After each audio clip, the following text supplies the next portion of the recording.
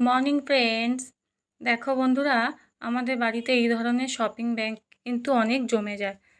যে অনেক সময় দেখা যায় এত বেশি জমে গেছে, কিছু আমরা হয়তো ফেলেও দিই। সেগুলো ফেলে না দিয়ে এই ধরনের শপিং ব্যাগ রিইউজ করে কিভাবে একটা সুন্দর জিনিস তৈরি করলাম, সেটাই আজ তোমাদের সঙ্গে আমি শেয়ার করব। চলো এবার দেখে নিই এই শপিং ব্যাগ দিয়ে কি তৈরি করা যায়। প্রথমে দেখো, এরকম একটা আমি ব্যাগ নিয়ে নিয়েছি। তোমরা যে সাইজের করবে জিনিসটা তৈরি, সেটা সেই সাইজেরই ব্যাগ নেবে।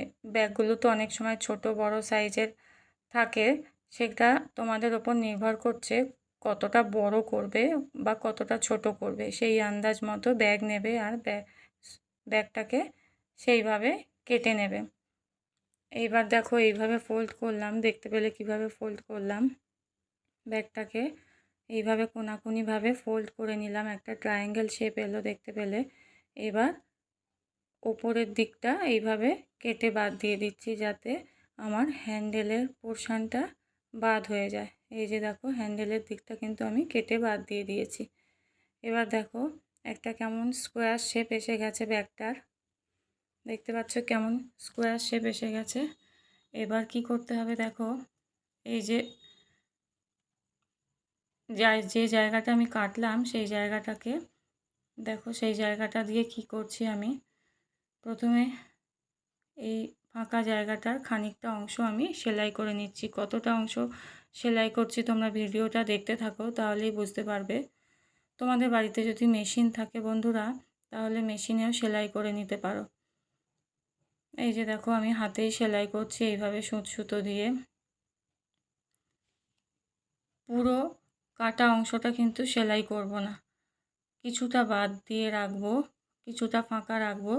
পুরো সেলাইটা করব না। কেন ফাঁকা রাখবো তোমরা ভিডিওটা দেখতে থাকো, তাহলেই বুঝতে পারবে। এই যে দেখো কিভাবে আমি সেলাই করে নিচ্ছি। একদম প্লেন রান সেলাই দিলেই হবে। কত কম সময়ে হয়ে যাচ্ছে এই জিনিসটা তৈরি, তোমরা দেখতে থাকো তাহলেই বুঝবে। আর কিছুই লাগছে না, একদম ঘরের পড়ে থাকা জিনিস দিয়েই পুরো এই জিনিসটা তৈরি হয়ে যাচ্ছে।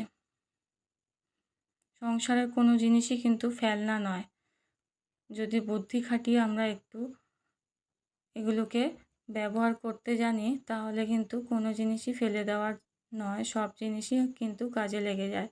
বাজার থেকে কিনতে গেলে তো অনেক টাকাই লেগে যায়, তাই যদি ঘরে তৈরি করা যায় তাহলে কিন্তু অনেক টাকা বেঁচে যায়। দেখো এই রকমভাবে কতটা আমি সেলাই করলাম। এবার সুতোটা কেটে নিচ্ছি। খানিকটা কিন্তু ফাঁকা রেখেছে, এই যে দেখতে পেলে। আমি বললাম আগেই যে আমি পুরো ফাঁকা অংশটা পুরোটা সেলাই করব না, কিছুটা ফাঁকা রাখবো। এই যে দেখো, কিছুটা ফাঁকা রেখেছি। এবার এই ফাঁকা অংশটা দিয়ে, খোলা অংশটা দিয়ে কি করছি দেখো, আমাদের বাড়িতে কিন্তু অনেক সময় টুকরো কাপড় অনেক জমে যায়, সেগুলো কিন্তু কোনো কাজেই লাগে না। সেই টুকরো কাপড়গুলোকে এইভাবে এই খোলা জায়গাটা দিয়ে ঢুকিয়ে দেবো ব্যাগটার ভেতর। এই যে দেখতে পাচ্ছ কিভাবে ঢোকাচ্ছি।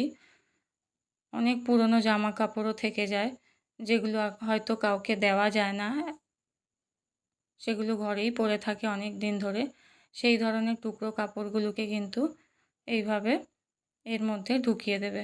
আর যদি এমন কাপড় থাকে যেগুলো অনেক বড় টুকরো করা নেই, সেগুলোকে একটু ছোট করে টুকরো করে নেবে। এবার এইভাবে কতগুলো টুকরো কাপড় এইভাবে এই ব্যাগটার মধ্যে তোমরা ভেতরটা ভর্তি করবে, সেটা কিন্তু তোমাদের ওপর নির্ভর করছে। কারণ এই বালিশটায় তো একটা কুশন তৈরি হচ্ছে।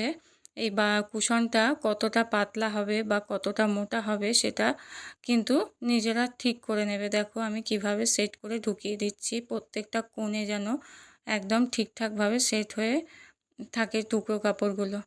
কোনো এক জায়গা উঁচু, কোনো এক জায়গা নিচু, এরম যেন না থাকে। প্রত্যেকটা জায়গায় এইভাবে হাত দিয়ে, এই ফাঁকা জায়গা দিয়ে হাত দিয়ে ঢুকিয়ে পুরো সমান করে নিচ্ছি।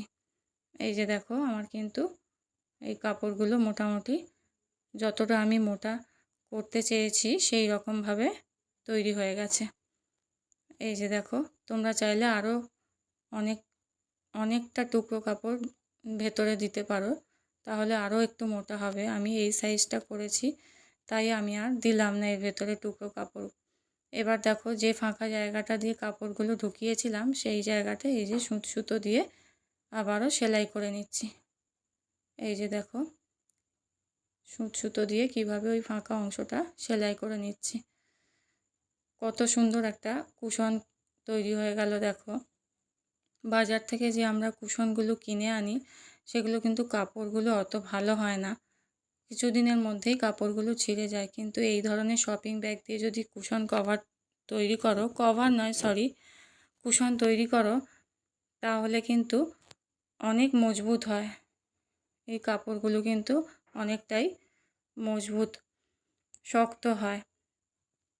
এবার দেখো এইভাবে পুরোটা আমি সেলাই করে দিলাম ফাঁকা অংশটা।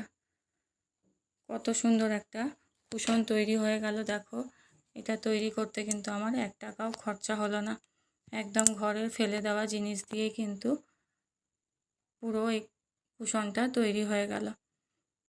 তোমাদের আগেই বললাম এই কুশনটার মধ্যে কিন্তু টুকরো টুকরো করে কাপড় কেটে তারপর ঢোকাবে। বেশি বড় কাপড় ঢোকালে বালিশটা কিন্তু কুশনটা কিন্তু শক্ত হয়ে যাবে, অতটা নরম থাকবে না। কাপড়গুলোকে যদি ছোট ছোট করে টুকরো করে দাও তাহলে কিন্তু কুশনটা খুব নরম থাকবে।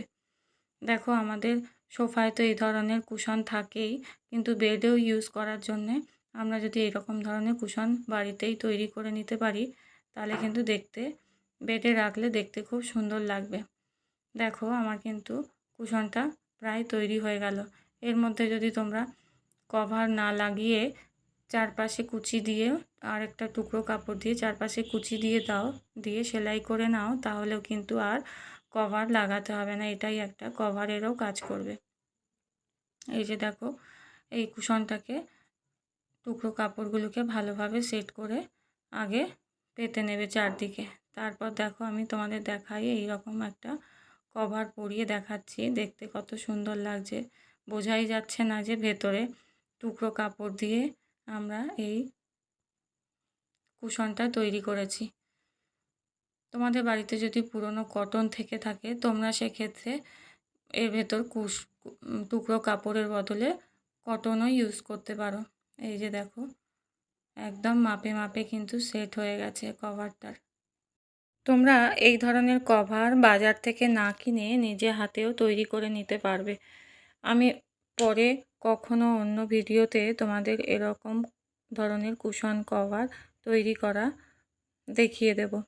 দেখো কত সুন্দর দেখতে হয়েছে, মনেই হচ্ছে না যে এটা এইভাবে তৈরি হয়েছে, একদম ঘরের ফেলে দেওয়া জিনিস দিয়ে। বেডের মধ্যে যেন কুশন না থাকলে কেমন বেডটা খালি খালি লাগে। বেডরুম বলো আর কিচেন রুমই বলো, যদি সাজানো গোছানো না থাকে দেখতে কিন্তু ভালো লাগে না।